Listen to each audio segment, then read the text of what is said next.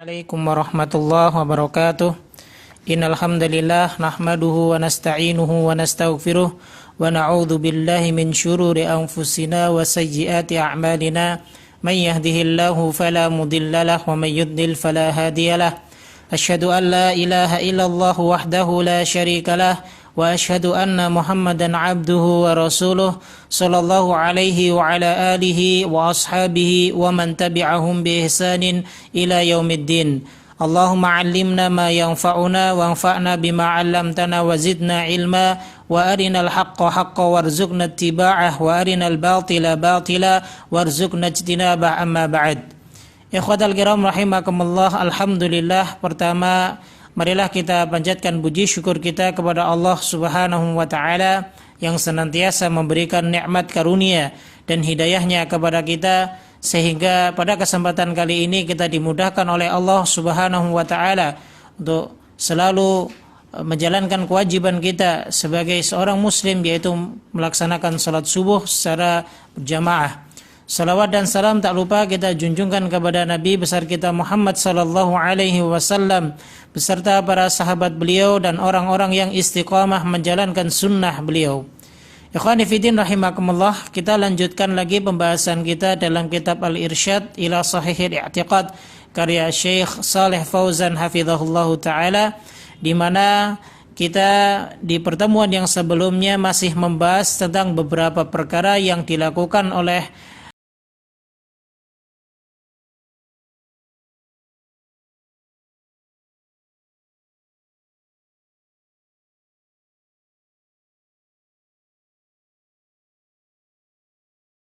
poin. Yang pertama adalah memakai gelang, yang kedua adalah memakai tamimah, yang ketiga adalah tabaruk, mencari keberkahan, yang keempat adalah sihir, dan yang kelima adalah perdukunan.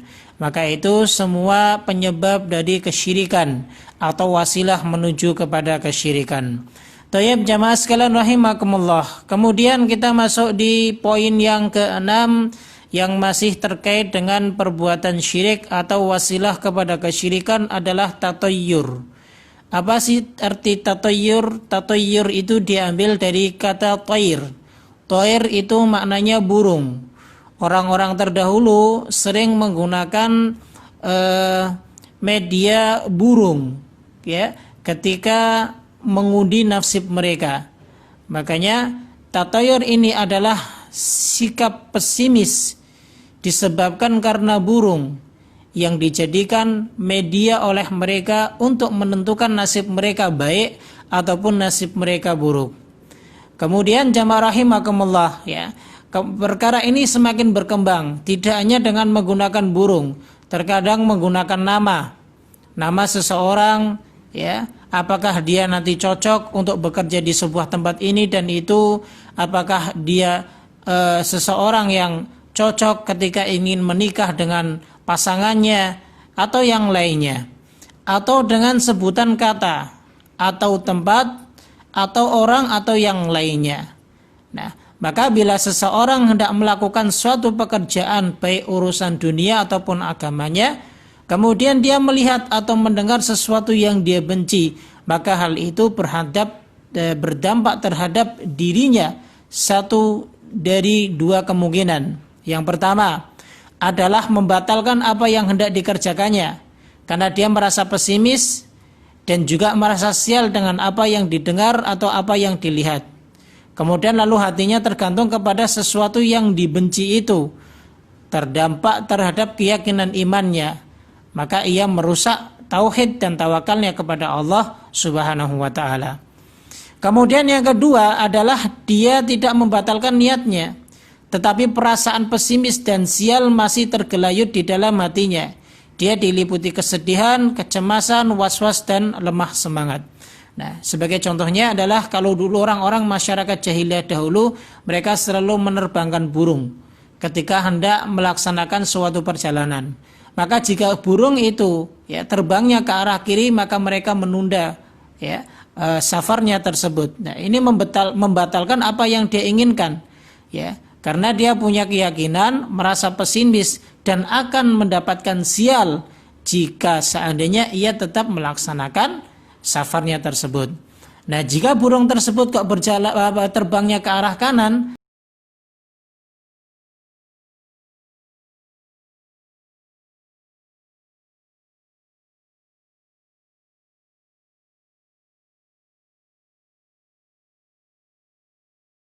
makhluk yang sebenarnya makhluk itu tidak memiliki kehendak dan tidak memiliki pengaruh dalam kehidupan kita. Atau yang kedua yang dimaksud adalah dia tetap tidak membatalkan niatnya, ya. Akan tetapi perasaan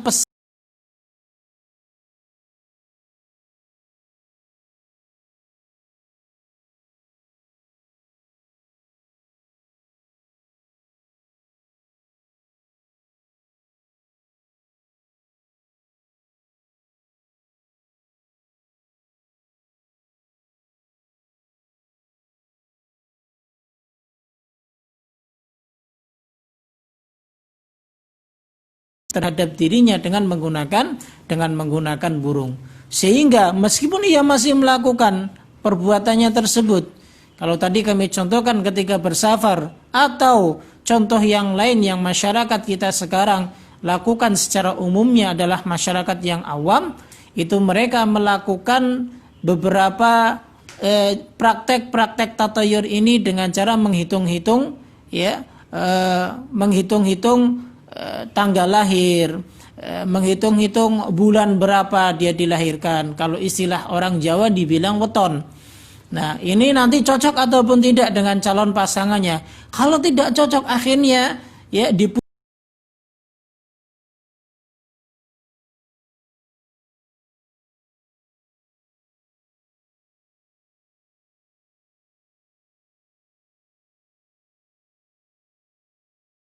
jadi ataupun gagal untuk melaksanakan sunnah yang disunahkan oleh Rasulullah Shallallahu Alaihi Wasallam di dalam syariat. Ya, maka ini bagian daripada tatayur.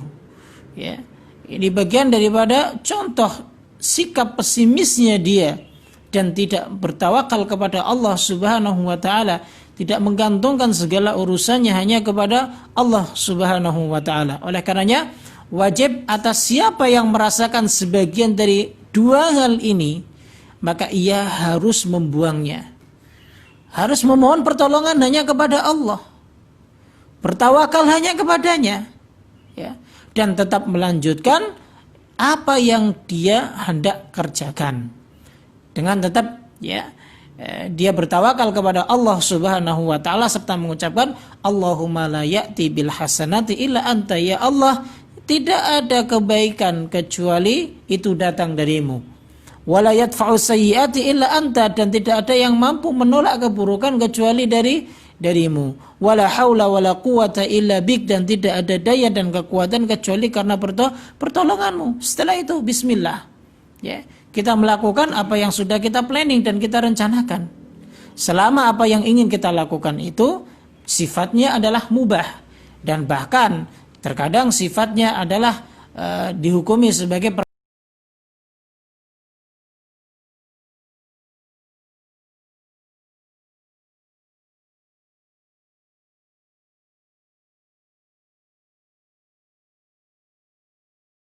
sesuatu. Ya. Andaikan yang ingin kita lakukan perbuatan itu adalah perbuatan yang baik, maka wajib bagi kita untuk tetap melaksanakannya. Dengan tetap memohon pertolongan dan bantuan dari Allah Subhanahu wa taala agar supaya Allah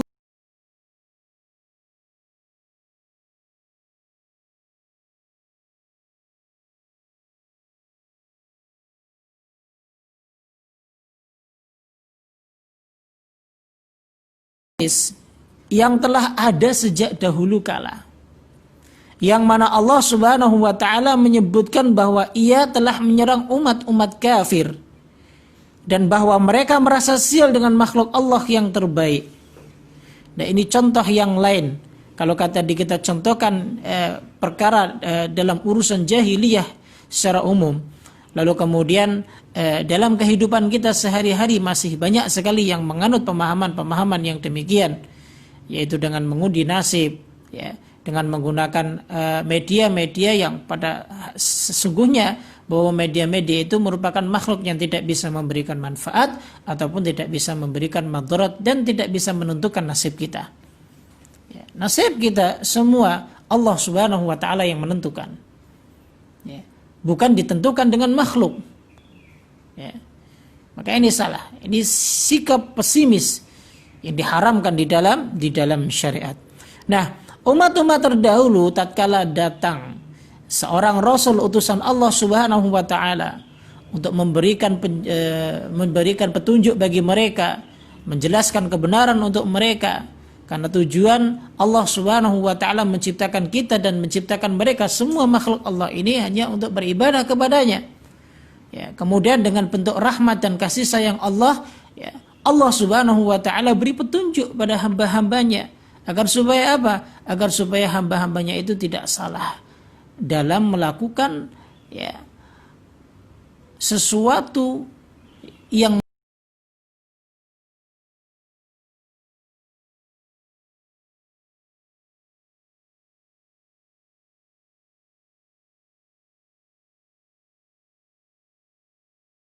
diutus, ya, kepada mereka, yaitu para rasul untuk menjelaskan hal tersebut. Justru para nabi dan rasul ini, atau bahkan mereka yang mengikuti para nabi dan rasul ini, dianggap sebagai orang-orang yang membawa sial. Membawa sial untuk siapa? Ya untuk kaum tersebut. Ya. Ini sebagaimana disebutkan di beberapa ayat di dalam Al-Quranul Karim. Seperti contohnya dalam surat Al-A'raf ayat yang ke-131. Ketika Allah Subhanahu wa ta'ala menceritakan tentang kisahnya Nabi Musa alaihi salatu wassalam, ketika Nabi Musa diutus kepada kaumnya yaitu Bani Israel. Apa yang mereka katakan? Ya tayyaru bi Musa wa man ma'ah. Mereka lemparkan sebab kesialan itu kepada Nabi Musa dan kepada orang-orang yang bersama beliau alaihi salatu wassalam. Jadi ketika mereka ditimpa kebaikan, mereka tidak sandarkan kepada Nabi Musa alaihi salatu wassalam. Tapi tatkala mereka tertimpa keburukan, mereka akan mengatakan, oh sebab karena Musa, oh sebab karena pengikut-pengikutnya. Ya. Nah ini masuk ke dalam kategori tatoyur. Ya. Karena menyandarkan sebab-sebab sesuatu itu kepada makhluk. Ya. Sedangkan makhluk tersebut tidak memiliki kehendak sedikit pun kecuali atas kehendak dari Allah Subhanahu wa ta'ala. Ini perlu diperhatikan sekali jamaah sekalian rahimakumullah, agar supaya, ya, sikap bergantung kita, ya, sikap memasrahkan segala urusan kita itu harus hanya kepada Allah Subhanahu wa ta'ala semata. Tayyib jamaah sekalian rahimakumullah. Kemudian contoh yang lain, ya, yaitu ketika Allah Subhanahu wa ta'ala mengutus Nabi Saleh alaihi salatu wassalam kepada kaum Thamud. Ya. Maka saat-saat di mana, ya, mereka kaum Thamud ini, ya, tertimpa musibah, nah musibah itu kemudian, ya, disandingkan ataupun, ya, dituduhkan kepada Nabi Saleh alaihi salatu wassalam. Sebagaimana di dalam surat An-Naml ayat yang ke-47 Allah Ta'ala berfirman, ittayyarna bika wa bimam ma'ak.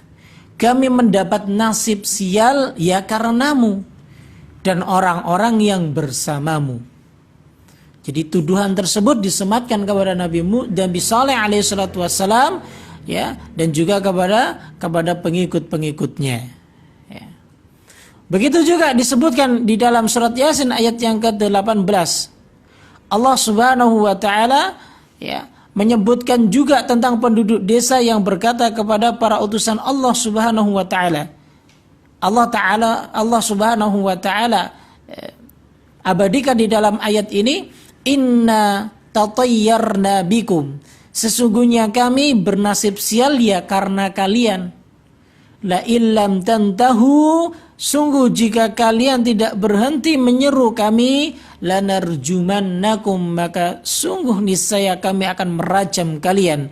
Wala yamassannakum, dan kalian pasti akan merasakan minna dari kami adzabun alim, siksa yang sangat pedih. Ya. Jadi ini semua, ya, sudah terjadi di zaman para nabi dan rasul utusan Allah Subhanahu wa ta'ala. Sebelum Rasul kita alaihi salatu wassalam diutus oleh Allah Subhanahu wa taala kepada masyarakat Mekah. Ya. Kalau kita lihat ya, sebagaimana ini pun pernah dialami oleh Rasul kita alaihi salatu wassalam, ya, di mana orang-orang musyrik penduduk Mekah ini mereka merasa selalu sial dengan keberadaan Nabi kita alaihi salatu wassalam. Padahal seharusnya mereka bangga karena diutusnya seorang Rasul utusan Allah yang terakhir itu adalah dari kaum mereka. Dan juga bukan hanya untuk kaum mereka saja, tapi rahmatan lil alamin, kepada seluruh umat. Harusnya mereka berbangga, tapi justru malah mereka menganggap bahwa kehadiran Rasulullah Sallallahu Alaihi Wasallam itu dianggap sial. Dalam surat An-Nisa ayat yang ke-78 Allah Ta'ala berfirman, wa in tusibuhum sayyi'atu yaqulu hadhihi min 'indik, dan jika mereka ditimpa suatu keburukan mereka mengatakan ini darimu ya Muhammad. Ini sangat ngeri sekali jamaah rahimakumullah. Ya. Terkadang di masyarakat kita yang awam, ya, ketika mereka mengalami beberapa musibah, dipersulit ataupun sulit dalam menjalani kehidupan mereka, padahal itu bagian daripada ujian yang Allah Subhanahu wa taala berikan kepada mereka. Terkadang mereka menisbatkan kepada salah satu dari anak mereka bahwa disebabkan karena anak ini lahirlah, ya, jadi keluarga kita selalu sial, keluarga kita selalu mendapatkan musibah, disebabkan karena ya anak yang keempat, ya, maka rezeki menjadi sempit, ya. Dan contoh-contoh yang lain sangat banyak sekali. Nah ini kadang entah sadar ataupun tidak disadari, ya, terbenak dalam diri kita. Bahkan terkadang kita ucapkan. Ya. Sekali lagi jamaah sekalian rahimakumullah, apapun yang menimpa pada diri kita, maka itu semua adalah merupakan kehendak Allah. Baik kehendak Allah secara kauniyah maupun kehendak Allah secara syariah. Artinya adalah bahwa ini bagian daripada ujian yang Allah tetapkan kepada kita. Maka memohonlah kepada Allah Subhanahu wa taala agar supaya Allah Subhanahu wa taala mengangkat hal-hal yang menyebabkan kita merasa sulit untuk menjalani kehidupan ini. Nah, ini bagian daripada bentuk tawakal kita kepada Allah Subhanahu wa taala. Itu jamaah rahimakumullah. Tayyib, kita lanjutkan. Nah, kata beliau, begitulah agama kaum musyrikin adalah satu. Hati dan akal mereka memang terbalik, ya. Lalu mereka memandang sumber kebaikan yaitu para rasul itu sebagai sumber keburukan. Hal itu karena kesesatan yang tertanam di dalam jiwa mereka, bahwa fitrah mereka memang sudah terbalik. Karena bila tidak, maka kebaikan dan keburukan adalah dengan qada dan qadar Allah. Nah, keduanya terjadi menurut hikmah dan ilmunya sebagai karunia atau keadilannya. Nah, tadi sudah kami sampaikan, ya, bahwa seharusnya kedatangan datangnya, ya, juru dakwah, pendakwah, mereka yang membimbing kita, mereka yang telah mendapatkan kelebihan dari Allah Subhanahu wa taala, karunia dari Allah Subhanahu wa taala berupa ilmu, serta mengajarkan kepada kita untuk kembali kepada Allah Subhanahu wa taala. Seharusnya bagi kita semuanya bersyukur atas hal itu, karena ini sebenarnya merupakan nikmat yang terbesar, nikmat di mana ketika kita sedang berada, ya, dalam keadaan kita selalu dibimbing dan diarahkan ke jalan Allah Subhanahu wa taala. Ya. Kalau seandainya justru kita malah membenci, sebagaimana kebencian mereka orang-orang musyrik kepada Rasulullah Sallallahu Alaihi Wasallam, berarti hati kita sudah mati. Ya. Kita tidak mau menerima kebenaran, kita tidak mau menerima nasihat. Padahal agama ini adalah nasihat. Inna ad-dinu an-nasihah. Agama ini adalah nasihat. Untuk siapa? Ya, nasihat untuk Allah, untuk Rasul, untuk kitab Allah, ya, dan untuk imam-imam, ya, pemimpin-pemimpin kita, ini merupakan nasihat. Ya. Bahkan dalam sebuah hadis disebutkan hakku muslim ala muslim situn, hak muslim terhadap muslim yang lain ada 6. Salah satunya bahwa idzastansahka fansah lahu. Jadi kita punya beban untuk saling menasihati satu dengan yang lainnya. Ini jamaah sekalian rahimakumullah. Makanya seharusnya kita bersyukur. Ya, ketika kita berada di lingkungan di mana kita selalu berthalabul ilm, maka jangan sampai kita patah semangat. Ya. Karena ini merupakan karunia dari Allah Subhanahu wa taala yang jarang sekali didapatkan oleh semua para hamba-hambanya, kecuali mereka-mereka yang Allah Subhanahu wa taala kasih sayangi saja. Nah, ini jamaah sekalian rahimakumullah. Baik, kita lanjutkan. Nah, kebaikan adalah karunia dari Allah dan balasan atas ketaatannya. Sebaliknya, keburukan adalah keadilan dan balasan hukuman atas kemaksiatan. Maka Allah berfirman, ma asabaka min hasanatin faminallah wa ma asabaka min sayyi'atin famin nafsik. Jadi kebaikan itu datangnya dari Allah, tapi keburukan ya timbul dari diri kita. Ya, karena kita telah melakukan perbuatan yang seharusnya kita sudah mengetahui bahwa itu tidak diperbolehkan. Sehingga dari keburukan itu akan menimpa kepada diri kita. Begitu jamaah rahimakumullah. Baik. Tatayur adalah syirik. Hukumnya syirik dia. Karena ia bergantung kepada selain Allah. Juga meyakini terwujudnya madarat dari makhluk yang tidak memiliki manfaat atau madarat untuk dirinya sendiri. Di samping merupakan bisikan syaitan dan was-wasnya, melahirkan rasa takut dan kekhawatiran serta bertentangan dengan tawakal kita kepada Allah Subhanahu wa taala. Nah, di sini ada beberapa hadis yang berbicara tentang masalah tatayur. Hadis yang pertama adalah hadis yang diriwayatkan oleh Imam Bukhari dan Muslim. Rasulullah Shallallahu Alaihi Wasallam pernah bersabda, la adwa wala tiyarata wala hamata wala safara. Tidak ada penularan penyakit dengan sendirinya. Tidak ada tiarah atau kesialan karena sesuatu. Tidak ada tulang mayat berubah menjadi burung. Dan tidak ada bulan Safar sebagai bulan haram. Ya. Artinya adalah ini sebenarnya kepercayaan atau keyakinan masyarakat jahiliyah. Ya.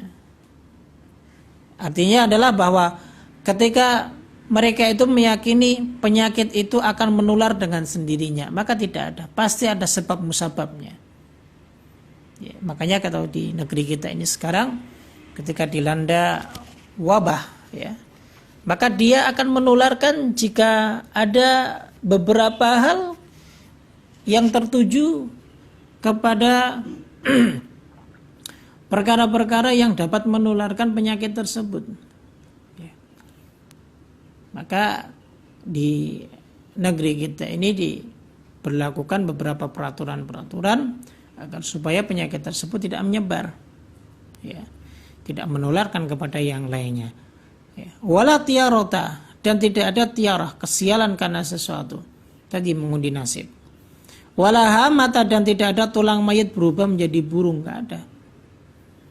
Ya, karena ini kepercayaan orang-orang jahiliyah bahwa tulang mayat itu bisa berubah menjadi burung. Wala safaro, dan tidak ada bulan Safar sebagai bulan haram. Masyarakat jahiliyah dulu ketika memasuki bulan Safar, tidak ada satupun dari mereka yang mau untuk bersafar, untuk mengadakan acara, untuk melakukan beberapa perbuatan-perbuatan, ya, yang mungkin di situ mereka anggap bahwa di bulan Safar ini adalah bulan yang sial. Bagi siapa yang melakukan ritual ataupun perbuatan atau perjalanan dan yang lain sebagainya di bulan Safar, maka dia akan mendapatkan bala. Maka tidak ada. Bulan Safar bukan bulan haram. Bulan haram itu adalah Dzulqa'dah, Dzulhijjah, Muharram, ya, dan yang keempat adalah bulan-bulan Rajab. Ya, jadi bukan bulan Safar. Itu ya hadis yang pertama. Kemudian hadis yang kedua, hadis